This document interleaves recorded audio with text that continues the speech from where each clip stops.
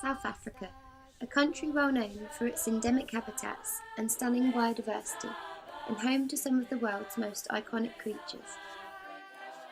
But with an expanding human population comes the pressure to provide, leaving some of these fragile ecosystems vulnerable to the development essential for industry. In particular, tourism has become a hugely important industry in South Africa and a source of invaluable income. But how precisely does the human presence in a developing country affect its abundant wildlife? Humans impact both the wildlife and landscapes of South Africa due to tourism increasing development across the country. The Fernkloof Nature Reserve hosts over 1,400 species, including several endemic species. However, increasing tourism has led to extensive development of holiday resorts and accommodation in the area over recent years. This has caused several problems on the coastal paths, most significantly the pollution from litter and invasive species such as the kikuyu grass, a popular garden species overtaking large areas of fynbos.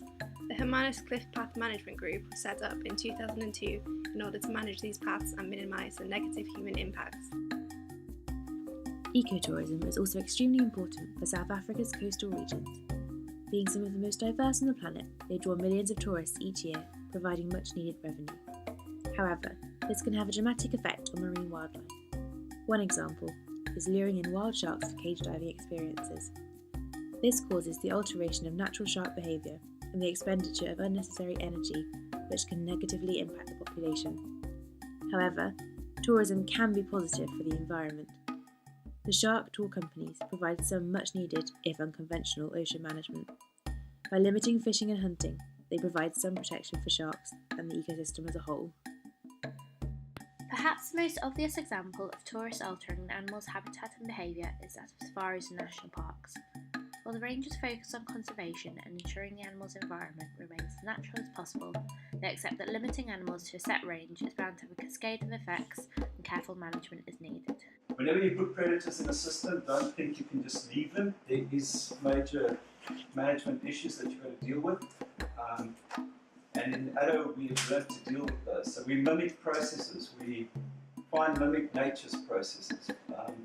If you think you come to Africa and you're just going to be exposed to big wild expanses that function on their own, that's a myth. It's not like that anymore. So while these wildlife tourist attractions are monitored and focused on conservation, are we negatively impacting animal behaviour or merely acting as a vector for their adaptation? So as the demand for tourism grows, so does the pressure on the environment to support it. People in the communities surrounding national parks and other wildlife attractions rely on the jobs that are brought in, the infrastructure it builds, and ultimately the money which can help to provide for those who would otherwise face dire poverty. As conservationists, we would hope to make tourism as eco-friendly as possible, but if we continue to develop areas that would otherwise be habitats for vulnerable species, thereby creating the need for intensive management, can we truly say that the world's wilderness areas are still wild?